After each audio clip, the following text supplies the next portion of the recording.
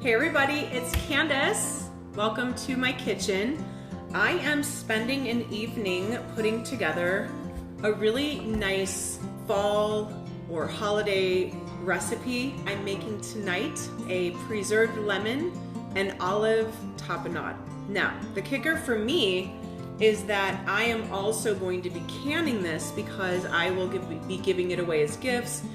It will be preserved for up to a year. So I'm really excited to share this with you. I do a lot of canning, a lot of fruits, different things. So I'm really excited to make this as part of my my canning experience this fall. And every time, every year I come up with different things just to kind of keep it interesting. But I do take a lot of time to do handmade gifts, homemade gifts, things like that. I think it means a lot at the holidays. And I do believe that people really appreciate being able to open that, share that with their family. So let's start with the ingredients. This is the preserved lemon. I actually started this about a week and a half ago. And essentially what you do is you cut up lemons and you cut the ends off, but you don't, and then you cut them through the middle, but you don't cut the actual, the lemon all the way through. Then you take some kosher salt and you put it in between the lemon and kind of mush it together.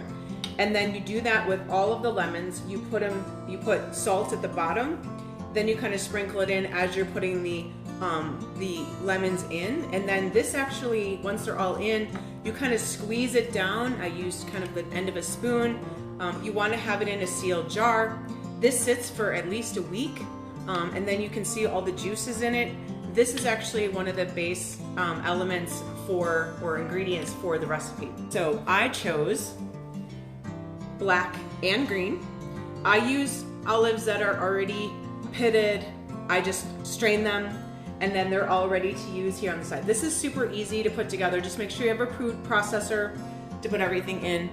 We're also going to be using capers for all of those who really love kind of that flavor that capers offer. This is something that I think is really kind of cool to this recipe. We are actually using roasted red peppers. So I've had a couple of these done up already. And as part of the recipe, I show you all how to actually roast your own peppers to make it easier. We're also going to be using garlic, cloves, so that's nice, some fresh cilantro, and some pepper, and some extra virgin olive oil. We're gonna start putting it together. I've cut up some of the things already, some of the ingredients, but as we go, I think you'll see it's pretty simple to put together, and then I'll kind of take you through the canning part as well. So we'll be right back to get started cutting up the different ingredients for the preserved lemon and olive tapenade.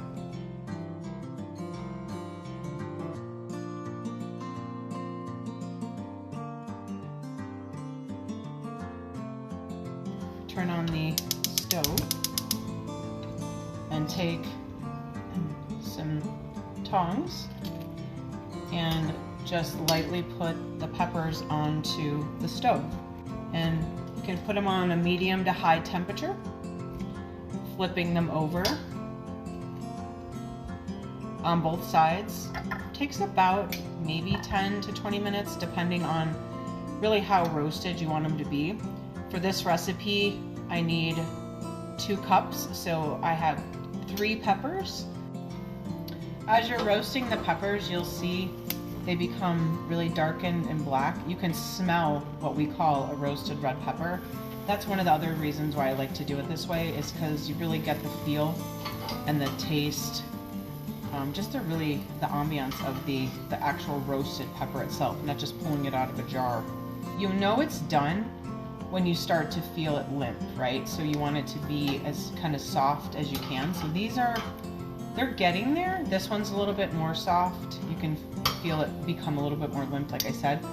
As they get more brown, I do tend to turn the fire down. That way they don't burn so much. So mine are almost done here, this first set. I put the second set over on the other part of the oven, stove top, so they can kind of all cook at the same time. Because these are going to be going into the food food processor for the tapenade, they don't have to be super, super soft.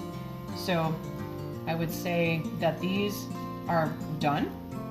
You can see how they're kind of limp. So I'm gonna put these to the side. So I will put the new ones on now. And then pretty soon, all 3 of my sets of peppers will be done. And you can hear them pop, just like it just did. Kind of spooked me there for a second.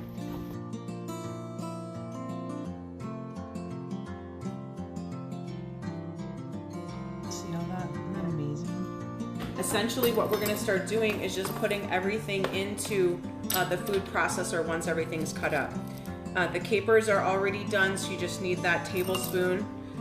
And then from there, we're gonna do the garlic cloves. Take the knife and press it so the skin comes off. Super, super easy, just like that. Take all the skin.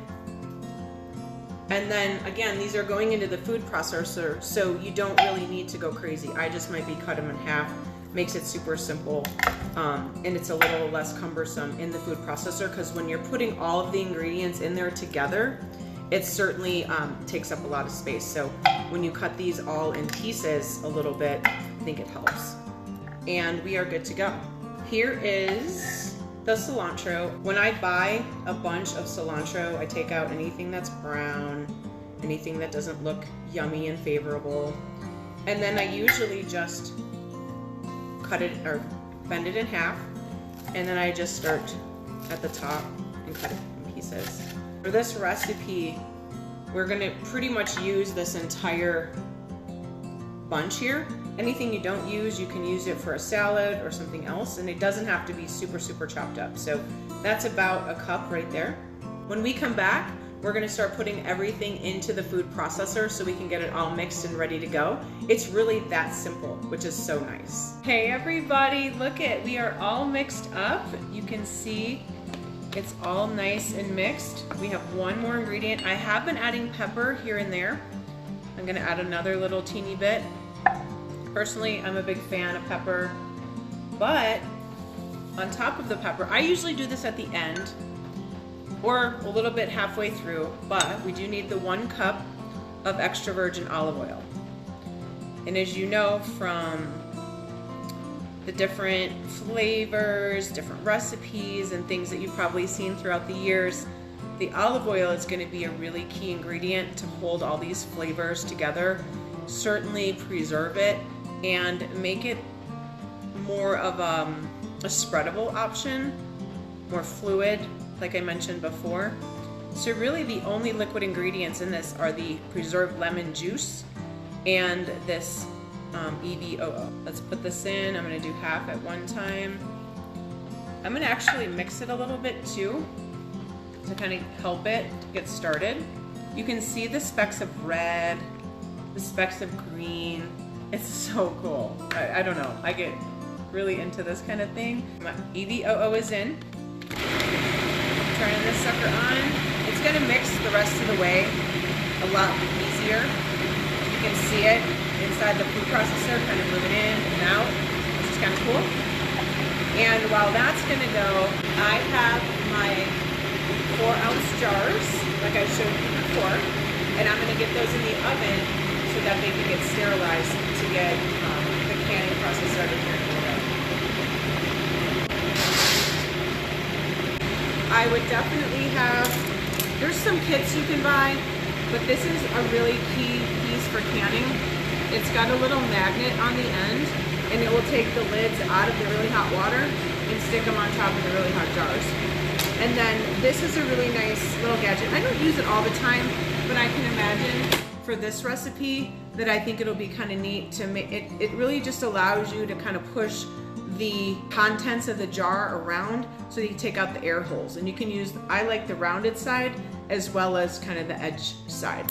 And then this is obviously a really important tool because this will allow you to take the jars out when they're really, really warm. I have created my tapenade and it is all ready to go. You can see, I can definitely taste the lemon and the olives, the red peppers, And you know what? I'm actually gonna add a little bit more pepper because I like to put a little bit of seasoning in mine, give it a little pop. You know what also would be kind of nice in this, and I think I'm gonna throw some in, is some crushed red pepper flakes.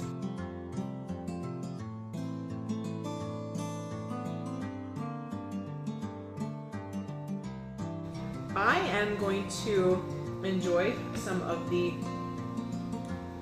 lemon, preserved lemon and olive tapenade on a cracker. These are a salt and pepper type cracker. It's really, really, really tasty.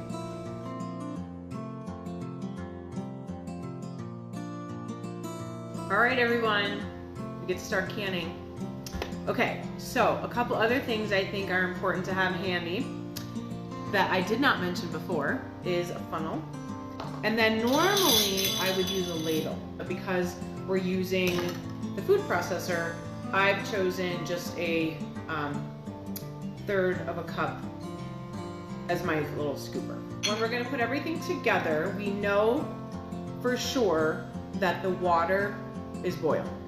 That's super important because that's gonna be key, obviously, to the canning part.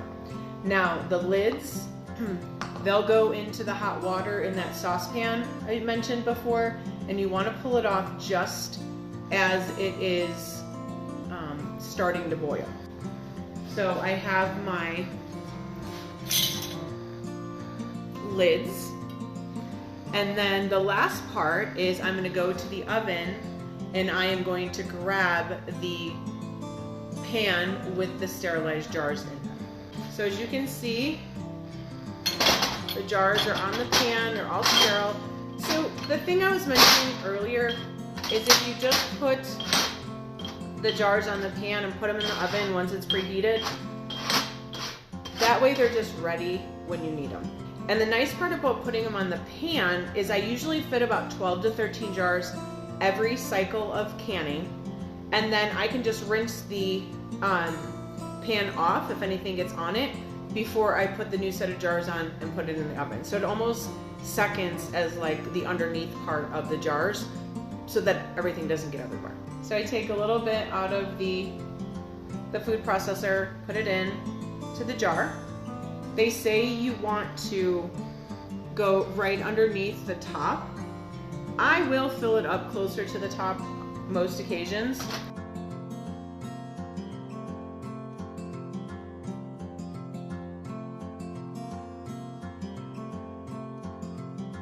All right, so I have all of the mix in the jars. I'm gonna grab my little gadget here to go ahead and start pushing everything in. And even, like I said, transferring, I have a couple jars here that have a little bit more than the others. And this is where, you know, you want to think about how much you want to actually use in each jar. You know, if you want to fill up more jars, be forgiving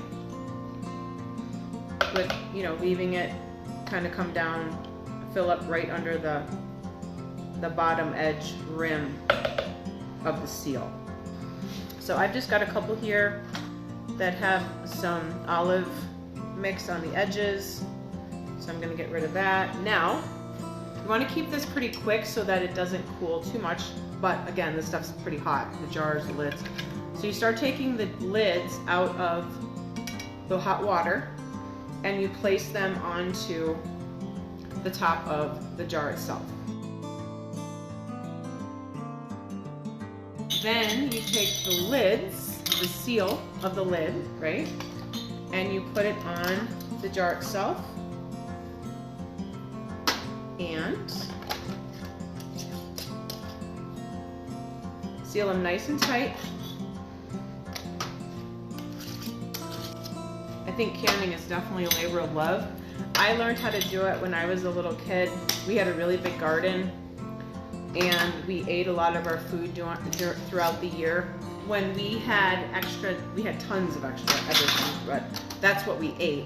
So we would make canned tomatoes.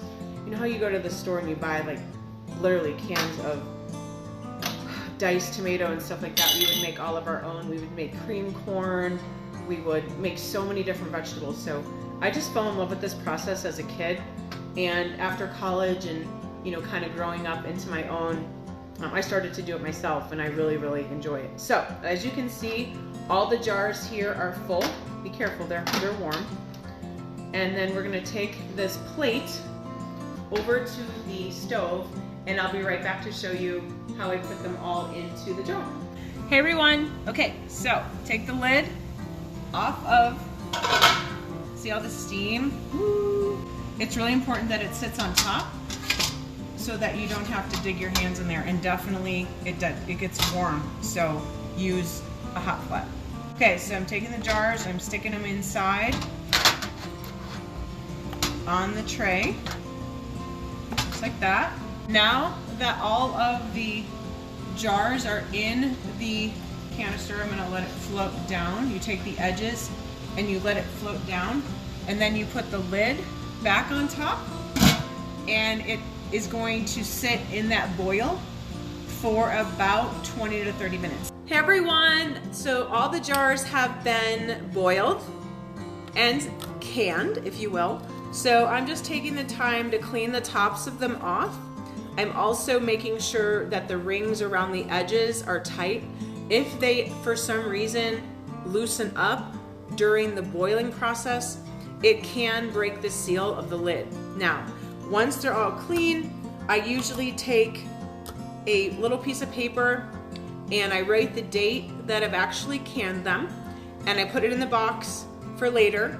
And then when I go to grab them to start kind of giving them away as gifts this fall, I can make little labels. You can make the labels now, but I make sure that when I create the label and write what's in the jar, I put the date on it, because these canned jars can last. They have about a year shelf life, and that's a really nice option for people that may or may not use it right away when you give it away as a gift. So to recap, I'm really excited that I was able to share with you this really flavorful, unique lemon preserve olive tapenade, as well as showing you the canning process too, so that you can hold these tight in your cupboard or give them away as gifts. It's one of my favorite pastimes. This is probably my third or fourth item this fall or late summer fall to can, and I really hope that this was informative and interesting to you, and maybe you'll start thinking of ideas of recipes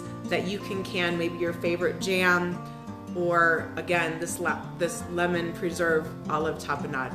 Until then, I hope you guys have a great rest of the day, and I look forward to sharing more with you from Candice's Kitchen. Until next time, everyone, bye-bye.